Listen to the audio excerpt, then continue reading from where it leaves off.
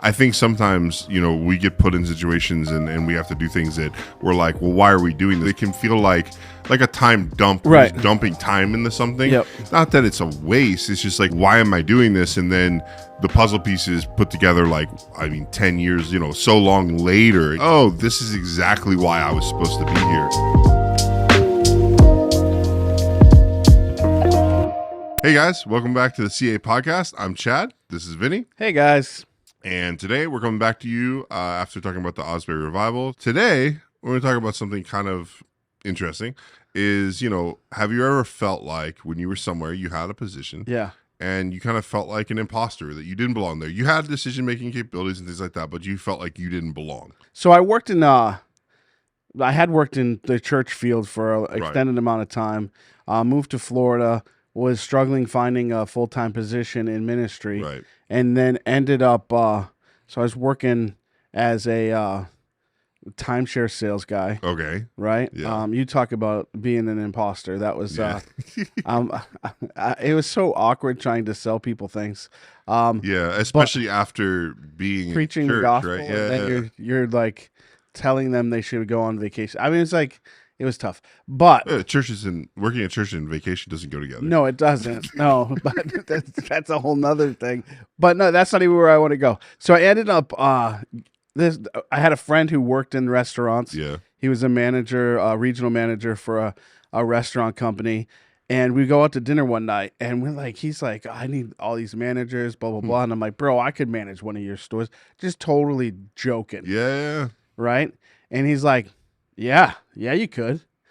And I was like, oh no, what did I get myself into? Yeah. Right. Yeah. And so he's like, well, do this, go and check out one of the restaurants. Okay. So I go incognito Mm-hmm. one of the restaurants, and then I give him feedback, and he's like, nope, you're 100% right. So I guess you could manage a restaurant. Oh. And so then he's like, okay, now go to one as you're applying for the job. So I go in and I'm there, and it was one of their busier restaurants, Right. and so I'm there working it, and guy tried to fit in, you know what I mean? Yeah. But I definitely didn't feel like I did in that moment. Right. You know what I mean? Yeah. But I played it off like I did. Right. And so that's what's tough with being in that situation where you feel like you don't belong, No. Yeah. but you have to do something, right? Or Right. you just get run over, Yeah. right? And so I don't like getting run over. So you don't. I was like,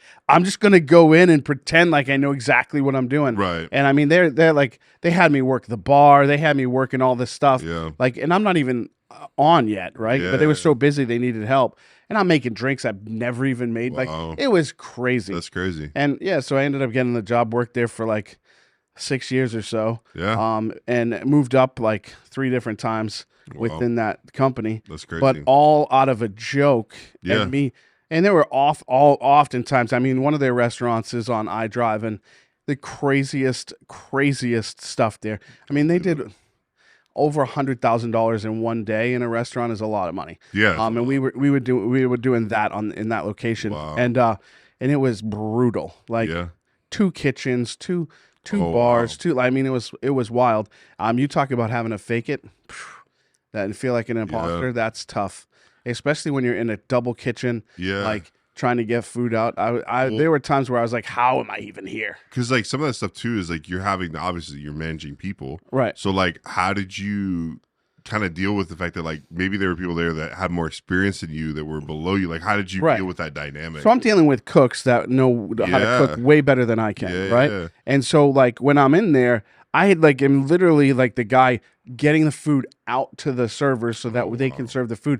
So it's I don't even know if there's time to manage people. It's more like you're just managing the situation that's in front of you. So what I always did was I kind of separated the people from that situation and just had to bang the food out. Let's go, let's get it out the door, let's get it to the guests. And then basically pretending like I knew how to do everything. And I certainly didn't. No. But it happened, and I kept moving up. If you were there for 6 years, I mean, you obviously you figured it out. It wasn't like you were just there for a year or two and then fizzled out. You were there. And I mean, I could cook, I could do all that stuff. The best part for me was dealing with the people. That was the easy part, you know. Yeah. So Like I can deal with people all day long. But like the other thing too is like, I mean, you had to deal with, I'm sure, in like managed situations that you had never managed, like you had never even come in contact No, before, no. because you weren't in that industry. Right. And so like, how do you feel like, so now like where you've gone now from there to even now, how do you feel like you've been able to apply that type of thing to what you're doing now? Like Yeah. the crazy situations and things like It's that. really Like, good. has it made it a better thing? Because now obviously you went back to church and now you're you're still a pastor. So how did that like help you with like dealing with things you'd never dealt with before, Yeah, even so- though it was in a completely different industry? It's funny. I've never really thought about this, but like Yeah. as right now, I'm a connections pastor. Yeah. Right. So as front of the house manager at a few of the Interesting. restaurants. That's funny. Right. I'm the guy that goes around and talks to all the tables and guests and everything, making a connection. Yeah. Right. If I told you how many people would come into the restaurant just because I would go up to them Really? and like talk to them, we had regular bar people that would come in every day, and so you get a Right. rapport Like with all these relational, people, yeah. and it's like it becomes it becomes their safe haven. It Yeah. becomes their place, and so and watching even like kids grow up, and then you hire them as one of wow. your servers or your hostesses. That's crazy. That happened. Really? Like it was like this family used to come in every Friday, right? This dad and his daughter, and so we grew a rapport. They would come in for fight nights and things like that Yeah, too. yeah. And so it was kind of crazy, and ended up, she got of age and she's like, I want to work here. And I was like, yep, you're a hostess, and she became part of our team. So That's cool. it was pretty crazy to see kind of her grow up from a freshman in high school to Yeah. one of our servers. So That's really cool. Crazy. I mean, now it's funny because even the church we're at, that you're the connections pastor at, what's funny about it is, after services, before services on Wednesday, and then, obviously before service on Sunday, they cook food, and Right. it's like it's basically kind of like almost a I'm restaurant. literally doing the same at the thing. foyer. And Yeah. so it's kind of funny that when you make that connection, Yeah, like God put you there. It's so weird. and then you're walking around, people are eating, and Yeah. you're making connections. That's actually kind of crazy when you think about it. Yeah, but you look at like how because in those seasons I'm like, God, why am I even working Yes. in a restaurant? Yeah, Right, and then like because your looking, desire was fully ministry. oh yeah, Yeah, and you look at where you go to and where you come, Right. and it's like, okay, God, I can see why you put me in there, so I could yeah. learn these skills. Now I can run businesses. Now I can, yeah, I hand up orders and all that. I mean, it was right. it was a whole lot of stuff that I never knew would have known how to do, but now good. I can do it. That's So, good. Yeah, I mean, yeah, it's just crazy because, like, I think sometimes, we get put in situations and we have to do things that we're like, well, why are we doing this? Like, it almost feels like not a waste of time, but it can feel like a time dump, though. Like, we're Right. just dumping time into something. Yep. Not that it's a waste. It's just like, why am I doing this? And then the puzzle pieces put together, like, 10 years, so long later, and you're Right. like, oh, this is exactly why I was supposed to be here. Yeah. It's for this relational aspect, or for the just even like how your brain can function, that you can Yeah. better talk to people. So I mean, it was crazy because a lot of people knew that I was a church guy, Yeah. right? Everybody knew I was a church guy, right. and so I was ministering to people, and what was crazy is, so I'm out of the restaurant for probably like 4 years. Right. There's a lady that was one of my servers contacts me. She's in late stages of cancer, dealing with a whole lot of stuff, and I was literally able to minister to her in her death, like, and walk her through, like, hey, it's gonna be okay. That's Your crazy. kids are gonna be fine, like, and walk her through. I mean, it was so hard. Yeah. But she reached out after years of like Yeah. not talking and said, hey, this is what I'm dealing with. Is there any way you can help me? So I helped them financially. I helped them a little bit with some other things. But more importantly, I helped her walk through, hey, the valley of the shadow of death, literally. And unfortunately, she did pass away. And but it would walking through that situation as like she thought of me as her pastor. Well, wow.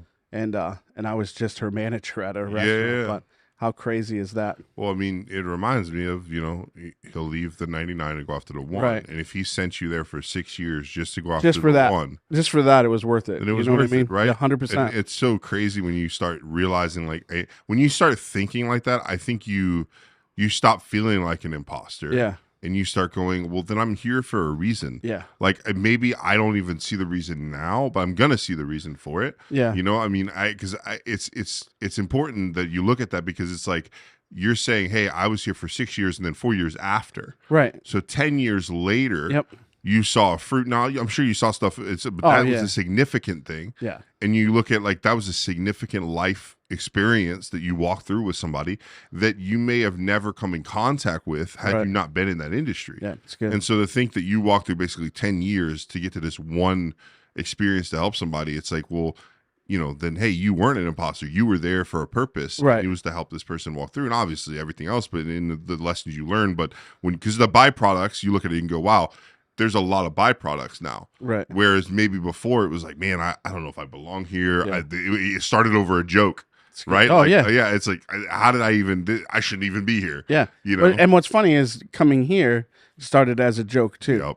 And so it's like, what I think is that God puts us in certain situations, in certain seasons, in certain places for specific reasons. Yeah. Right. And my reason for being there was 5 years later to help that lady. But I mean, how many other people did I affect in that time frame? I'll never know. Yeah. But I'm still in contact with a bunch of those people that always are like, man, you were the best, blah, blah, blah, And it's like, I don't want to be the best, like in that regard, but they were like, no, you were totally different than everybody.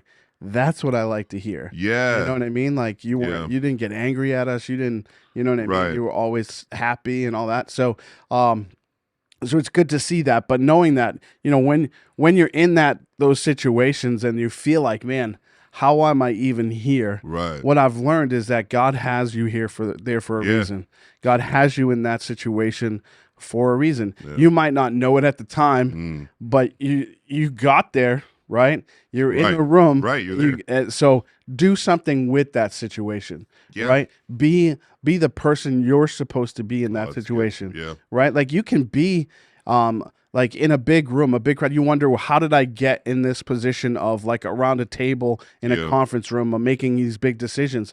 But do something with it. Yeah. Like a lot of people will get in that situation and be like, man, I'm an imposter. I shouldn't even be here, and get frozen. Right, from fear. And miss the opportunity. And miss the opportunity to move on what they were supposed to be in that room for. You're obviously in that room for a reason. Make something happen. Yeah, I like that. I mean, because and something we were talking about off camera was like, you can be in situations where you can be making decisions and you can have the ability to make decisions, and you were empowered to make the decisions by people that gave you the power, and you don't make the decisions. It's good. And then you have to live with the fact that you didn't make the decision, because then you see things play out and you're like, oh, wow. And like, so it's something we talked about a couple of podcasts ago, but it's like, the only way you know how to make decisions is by making decisions. That's good. You can't, like, if you just keep getting frozen every time, eventually you have to make a decision. Right. And so I think. Well, I think even that's making a decision. Yeah. Like if you're like, you've made a decision not to do anything. Yeah. Right. Yeah. Like, because you're stuck. Yeah. And like, for me, it's like, I don't want to be in that place where I'm in a place where I can make something happen and I don't act on it. Right. And so like, even though there's fear involved, even though there's like, I don't know how I'm here, I'll always try to do something. Yeah. Right. And it might be right. It might be wrong. It's never gotten me in trouble. Yeah. You know what I mean? That's good. Yeah. Like, it's never got me in trouble to, hey, I'm going to act on this. Hey, what about this? What do you guys think of that? You know what I mean? It's coming up with something that puts your name in the game. You know what I mean? Like you can't, if you're in that room and you're just being overlooked by everybody, it's because you haven't said anything. You haven't spoken up. Yeah. Right. And if you're speaking, you're never overlooked. Right. And the other thing too is like, when we look at the talents and the gifts and the abilities that we have them for a reason. Right. And then if we're in the room and we don't use those talents and abilities and everything like that, then what are we doing with what we have? Because we got there, and now we need to use those things to stay there. Like, like God puts us in rooms, and it's like, and even if this is the thing, even if you think, oh, it's a mistake that I'm here, you still have something to bring to the table. You got there for a reason. Right. It may be, and like you may not know for 10 years why you're in that room, but you got there for a reason. Yep. And so it's like, I think that's the thing is like, don't feel like an imposter. Don't feel like you don't belong. Just move on. Like, and I think it's hard for people because, and it's hard for us too, because we've been there. Like, you can get imprisoned in your mind. But it's like, I made a decision a long time ago. I'm done trying to please people. And I think a lot of the times the roots of why people don't say things in rooms that they belong in is because they're trying to please people. Right. They know if I say, hey, we shouldn't do this, or hey, we do this, then it could go against somebody and offend somebody. Yeah. But a lot of times the people that you offend will be the higher up people that make decisions. They'll respect you a lot more than if you stay silent, because the worst thing that I've ever heard, because I've been in leadership positions, the worst thing I'll ever hear is someone go, I saw that happening. That's good. Or I saw that coming. Yeah. And you go, but you didn't say anything. Right. That it's like, so you know, you've been in rooms like that. Yeah. Where someone goes, oh, well, I knew that was going to happen. You're like, huh? What? Are you kidding me? So funny. Like, and it's like that. So it's to be that person is the worst feeling, because then everyone in the room goes, then you're the one that was supposed to stop this, or you're the one that was supposed to help do this, or like whatever. Like, and you just sat there. Yeah. You knew it. Like, what do you mean? Yeah. So like I'm coming, like the story comes to mind where Lance and I, I hadn't been here that long, and they're about to start men's ministry here, and they're like, hey, we're gonna bring a bunch of guys away for a weekend. Right. And like, they asked me to go. They asked Lance to go, and I'm like, they have all these guys there that have been at this church, been invested 15 years or more. Yep. I haven't been here a year. Right. And I'm sitting at the table. Yeah. Right. And I'm like, that's a good okay, one. So what am I to bring to this table? And so I sat and listened. Yeah. Like you say, like you have to sit and listen, because you have to read the room, right? Yeah. And then when it was like, there was a certain time where then they like turned and looked, and it was like, okay, it's my turn. Right. And so then I started suggesting some things, you know what I mean? Being in ministry for over 20 years and doing certain things, and they've been doing it for years, and it's great. The ministry's unbelievable. Yeah. But you know, a little bit more modern things that we've done. And it was like, it was cool to see. Like, I thought I wasn't imposter. I was wondering why I'm here. Yeah. But they were looking at me because I was the new guy. Yeah. And it's like, okay, fresh perspective. Yeah, different perspective, different thing. And it's like, so if you're called into something, you're like, you gotta seize that moment and know why you're there. Yeah. Right. And so then I realized after that, I was like, okay, so they just want a difference. They want to see something here or there. And we made some suggestions, and man, they have run with those suggestions. Yeah. And I mean, we've seen some great things from a little meeting in South Carolina. Yeah, and so. I mean, and that's the thing, is like, when you get in those situations, in those rooms, like, at the end of the day, I think we're separated by the people that do and the people that don't. Right. And I think that a lot of times I want to be on the side that does. Right. Because, you know, in those rooms, what could you have really said that would have done anything wrong, right? Like, all you're doing is suggestions. Yeah. And I think that's what we're kind of talking about, is like, you want to make sure if you're in the room and you can make suggestions and you can say things, like, say it, because the worst is going to happen is, I don't know. Like, because one of the things that I was around was, songwriting sessions, right? Right. Yep. And they're super intimate and stuff like that. But it's like, think about, and this is something I thought about, because I'm not a songwriter, I'm just around songwriters, and I have a lot of friends that are songwriters. But it's like, think about all the songs. Yeah. That aren't written, that should have been written. It's good. But someone just felt insecure to say something, and they missed a moment where something could have sparked with something else, and it sounded stupid by itself, but it could have sparked with somebody else's, that's thing. Good. And so it's like, think about all the times that you could have brought something to the table. You were in the room, but you just felt inadequate, and you let your inadequacy not do it. And so, I just kind of fumbled the bag on it, and like, and not produce. And it's like, you're there, like, you have those ideas for a reason. Yeah. And we don't want to negate people's feelings. No, no, like, at all. Because I think it's tough in this moment, like, where you're like, because there are people in that literally have an anxiety or stress or fear when they get in that environment, right? Yeah. And they find themselves not being able to move, not being able to speak, not it's like one of those bad dreams where they're coming at you and you can't see nothing. You can't move. Like there's people that really have that fear, right? I would say, like, just pray. Yeah. You know what I mean? And try and overcome that, right? Yep. The only way to overcome that, right, is by moving. It's good. Right? Or by action. Doing or by saying. right? Because once you speak, right, You break fear's it. released. Yeah. And I think so. If you're in that moment, and like, because we understand, there's a lot of people that listen, deal with that kind of I stuff. mean, I dealt with it Yeah. early, like, and that's the thing. Like, I dealt with situations where, like, now I look back and I'm like, I lost a voice in things because I didn't speak, Right. and because I was scared to speak because of the people that were in the room. I was I intimidated find that by so them. funny with you because Yeah, I know you now. I'm a different person now. You're a way different person. I'm a now. completely different person now. I mean, So like you've been in some big meetings recently. yeah, Some like way big churches and big things. yeah, And you've been in some big rooms. yeah. Right? What's that been like for you now versus before? Redeeming.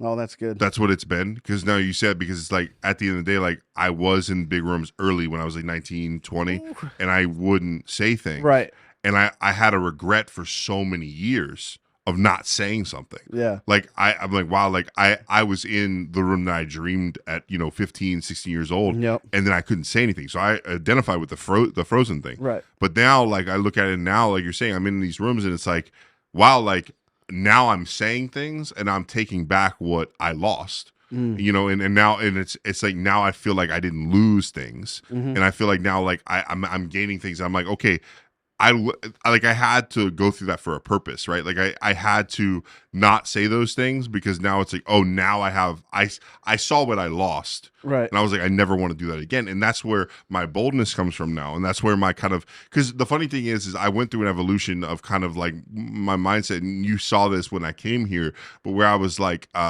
just saying what was on my mind. Right. Because I felt like I had been taken advantage of so much by just even myself and others, in the sense of like, we changed your name from Chad to Chud. Chud, yeah, because of that, because I had been silenced by so many people because of, and sometimes it was just intimidation and it was like legit, and sometimes it was in my mind. Right. Like there were people that legit like didn't want me to talk and did like, hey, you do this and I'm going to do this. And so like there were reasons why I didn't speak with different things, but what I think when I came here, I was like, I'm taking that back. Like I made a conscious decision. I'm like, I'm done playing pretend. I'm done not being myself in rooms. Like if I'm here, I'm here. Yeah, and that's something I think that's really good. Yeah. It's like you have to learn to be you. Yeah. Right? Like you're in there for a reason. They chose you for a reason. Right. They asked you to be there for a reason, or you snuck in for a reason. Yeah. Right? Yeah. So be you. Right? Don't try to be like who you think you should be. It's good. Right? Be the person that you're supposed to be. Yeah. Like if you're funny, be funny in the room. Yes. Like if you have a personality, bring that personality to the room. Yep. Like don't hold that back from everybody, because what happens is you hold it back, then you give like this short answer or something where it's totally not you, and you're like thinking in the back of your mind, why did I even say that? That's good. Like that's not even who I am. Like you know what I mean? But they want your perspective. Yeah. They want your personality. They want 100%. your stuff. So when you get in those moments, be yourself. I'm like it's so. It amazes me how many people try to be not themselves or fake, right? In those moments, right? And it's like that's when you're the real imposter. Oh, for sure. Right? It's not that you shouldn't be in the room. It's when you're being fake.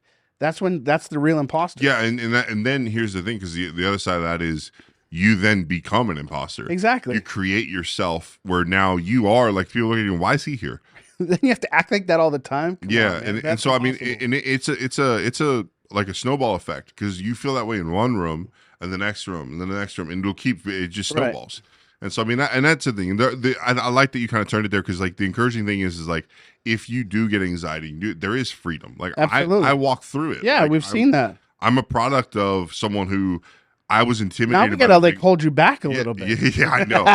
I know. And it's like, I mean, because we were even on staff at a church and I would hold back. Like you knew I would hold back. And there were things I'm like sitting there, but like there were reasons, and sometimes it was anxiety, sometimes it was acceptance of others, sometimes and I had to get freed from that. Right. And when I left, I made that decision. I'm like, I'm done with this. I'm done with the man pleasing. I'm done with the anxiety. I'm just gonna so what I did was I did it so much and so flippantly that I no longer thought about it anymore. Right. Like it was no longer like a thought of holding back. It's just like, and it wasn't. It was birthed out of the I don't care anymore, and then now it's been more matured, right? So like it started out, I think, a little bit crazy. Like I was a little bit insane when it came to some of the things I was saying, but like what I was doing though was I was working out.